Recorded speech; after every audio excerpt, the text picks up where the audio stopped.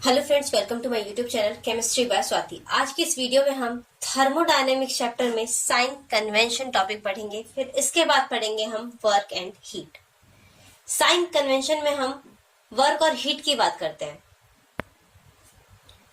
पहला, heat absorb by the system. अगर heat absorb हो रहा है, सिस्टम क्या कर रहा है, हीट को एब्जॉर्ब कर रहा है, तो उसके लिए Q की वैल्यू जो होगी पॉजिटिव। हीट को स्मॉल q से डिनोट करते हैं और इसकी वैल्यू हम पॉजिटिव में लेंगे, क्योंकि हीट क्या कर रहा है, वो एक्सेप्ट कर रहा है, हीट ले रहा है।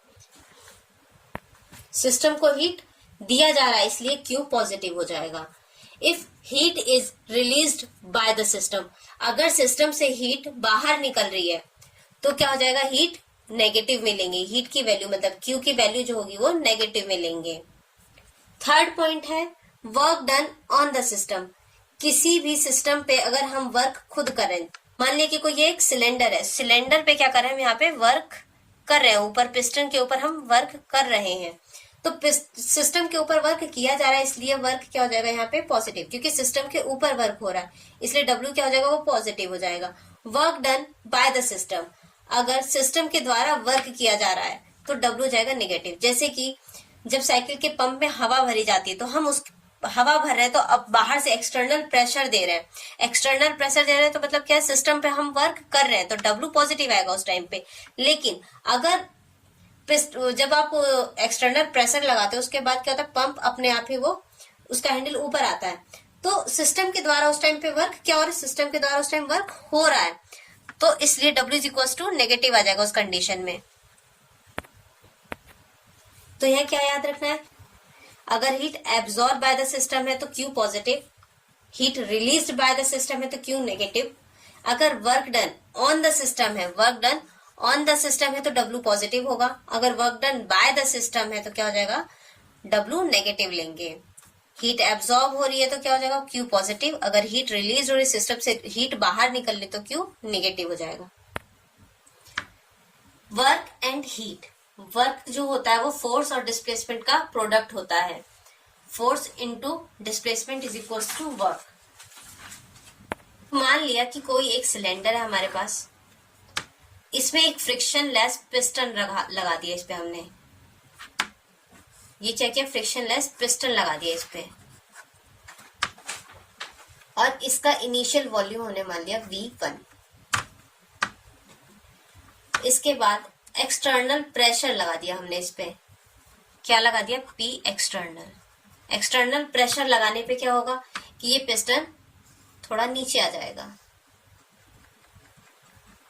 ये पिस्टन नीचे आ गया, तो इसका वॉल्यूम चेंज हो जाएगा, मतलब इसका वॉल्यूम अब की बार V2 ले लिया हमने। पहले V1 था और इसका वॉल्यूम ज्यादा था, और इस टाइम पे V2 ले लिया, इसका वॉल्यूम कम हो गया, क्योंकि हमने क्या किया, इस पे एक्सटर्नल प्रेशर लगा दिया, और जिसमें डिस्प्लेसमेंट हमने इसको मान लिया L। तो एक फॉर्मूला होता है, प्रेशर बराबर फोर्स अपॉन एरिया। क्या होता है, प्रेशर बराबर फोर्स अपॉन एरिया। तो यहां से अगर हम फोर्स की वैल्यू निकाले तो क्या हो जाएगा, फोर्स बराबर क्या हो जाएगा, प्रेशर इंटू एरिया। इस वैल्यू को अगर हम यहां पर पुट कर दें वर्क में, तो W बराबर क्या हो जाएगा, फोर्स की जगह रख देंगे P into A into displacement के लिए L। चेंज इन वॉल्यूम क्या होता है, एरिया इंटू डिस्प्लेसमेंट, तो हम ये लिख सकते हैं delta V is equal to A into L, और डेल्टा V की जगह हम V2 minus V1 is equal to A into L। तो इसकी जगह हम ये वैल्यू अगर पुट करते हैं तो W बराबर क्या हो जाएगा, P डेल्टा V, ये रख सकते हैं हम यहाँ पे P डेल्टा V। ये हम फिजिक्स में पढ़ते हैं कि W बराबर P डेल्टा V होता है, लेकिन केमिस्ट्री में हम पढ़ते हैं कि W बराबर माइनस P डेल्टा V होता है।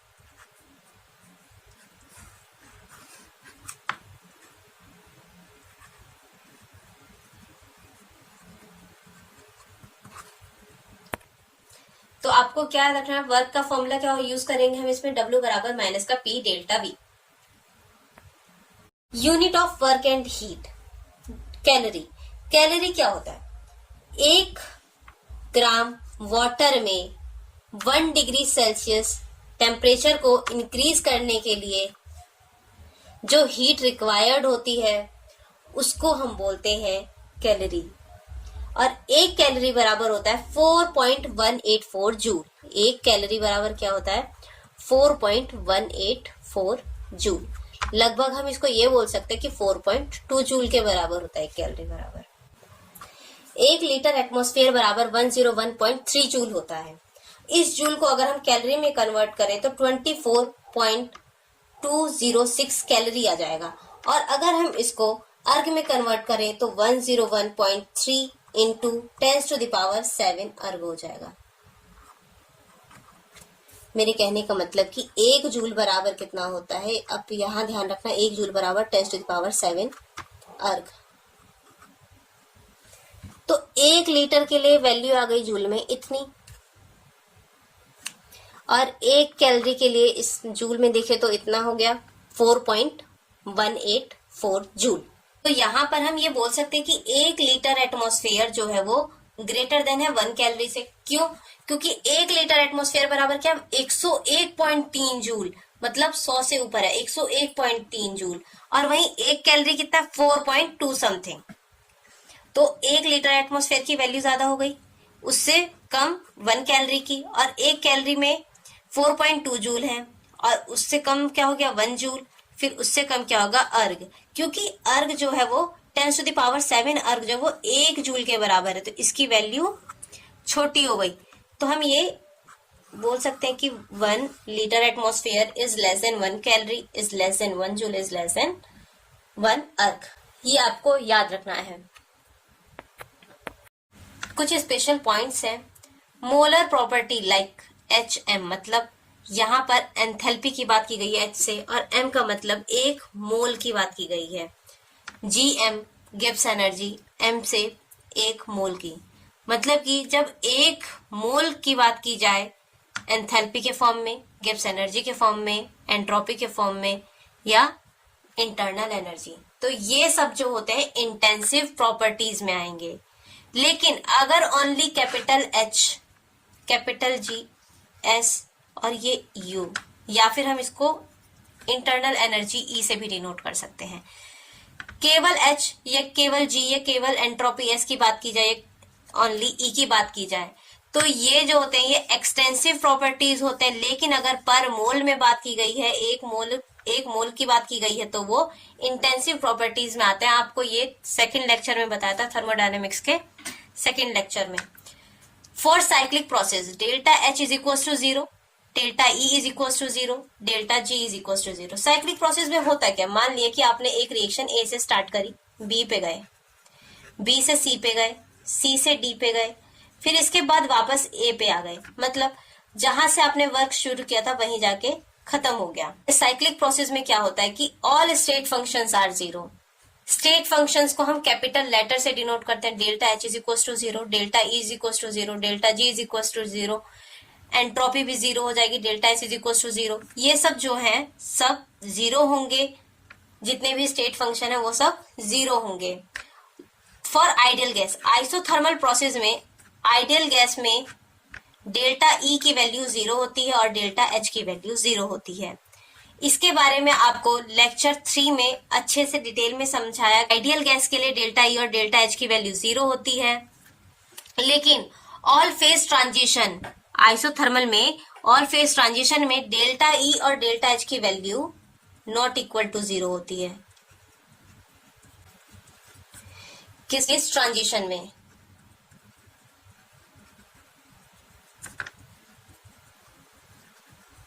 ऑल फेज ट्रांजिशन में। लेकिन ये किसके लिए बात की गई? आइसोथर्मल प्रोसेस के लिए। इसी टॉपिक पर बेस्ड एक न्यूमेरिकल है यहाँ पे। The work during the expansion of a gas from a volume 4 litre to 6 litre against a constant external pressure of 3 atmosphere is. यहाँ पे वर्क डन पूछा गया है और वॉल्यूम V1 हमें दिया हुआ है और V2 दिया हुआ है। क्या पूछा है? Work done. वॉल्यूम हमें V1 कितना दे रखा है? 4 लीटर टू 6 लीटर, तो V2 बराबर क्या हो जाएगा? 6 लीटर। और एक्सटर्नल प्रेशर P एक्सटर्नल कितना दिया है हमें यहाँ पे? 3 एटमॉस्फेयर। तो वर्क डन का फॉर्मूला क्या होता है, W is equal to minus का P delta V। Delta V को हम क्या लिख सकते हैं, माइनस का P V2 माइनस V1।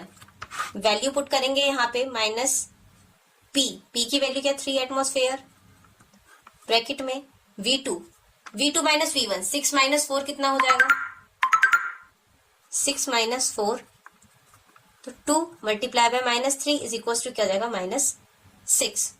अब यहाँ पर जो यूनिट है वो लीटर एटमॉस्फेयर में आई है, क्योंकि यहाँ पे प्रेशर कितना दे रखा था एटमॉस्फेयर में और वॉल्यूम लीटर में दे रखा था, तो इसलिए यूनिट क्या है लीटर एटमॉस्फेयर। 1 लीटर एटमॉस्फेयर बराबर कितना होता है, 1 लीटर एटमॉस्फेयर बराबर 101.3 जूल होता है, और वर्क की यूनिट यहाँ पे हम जूल में निकाल रहे हैं। तो इसमें क्या करेंगे, मल्टीप्लाई कर देंगे, तो -6 मल्टीप्लाई बाय 101.3 जूल, मल्टीप्लाई करेंगे तो आंसर आ जाएगा 607.8 जूल। तो वर्क डन का फॉर्मूला अप्लाई करना आ गया होगा, यह माइनस आएगा। अब ये क्वेश्चन आपको खुद करना है। क्वेश्चन में क्या बोला है, work during the expansion of a gas from a volume of 14 litre to 16 litre. तो यहाँ पे वॉल्यूम V1 कितना दे दिया 14 लीटर और V2 कितना दे दिया 16 litre against a constant external pressure of 2 atmosphere. External pressure कितना दे दिया 2 एटमॉस्फेयर, मतलब कि यहाँ पे V1 की वैल्यू दे रखी है, V2 की वैल्यू दे रखी है, प्रेशर की वैल्यू दे रखी है और यहाँ पे वर्क पूछा है। तो वर्क का फॉर्मूला क्या लग जाएगा यहाँ पे, W is equal to minus का P डेल्टा V, यही वाला फॉर्मूला लग जाएगा W is equal to minus का P डेल्टा V। तो यहाँ पर वैल्यू आप पुट करना, सॉल्व करना, तो इसका आंसर आ जाएगा -405.2 जूल। लीटर एटमॉस्फेयर में आएगा तो उसमें मल्टीप्लाई कर देंगे 101.3 जूल से, तो जूल में इसकी वैल्यू आ जाएगी। Which of the following is 0 for an isochoric process. Lecture 3 में आपको बताया था आइसोकोरिक प्रोसेस में वॉल्यूम जो होता है वो कांस्टेंट होता है। वॉल्यूम क्या होता है, कांस्टेंट। अब वॉल्यूम कांस्टेंट है तो डेल्टा V क्या हो जाएगा 0। आइसोकोरिक प्रोसेस के बारे में लेक्चर 3 में डिटेल में समझाया है, उसमें जाकर के आप इसके बारे में वीडियो देख सकते हैं आइसोकोरिक प्रोसेस क्या होता है। तो वॉल्यूम कांस्टेंट है तो डेल्टा V 0 हो जाएगा। डेल्टा V 0 तो यहाँ पे इसका ऑप्शन क्या हो जाएगा, विच ऑफ द फॉलोइंग इज 0, तो किसकी वैल्यू 0 होगी DV की, तो इसका ऑप्शन हो जाएगा सेकंड।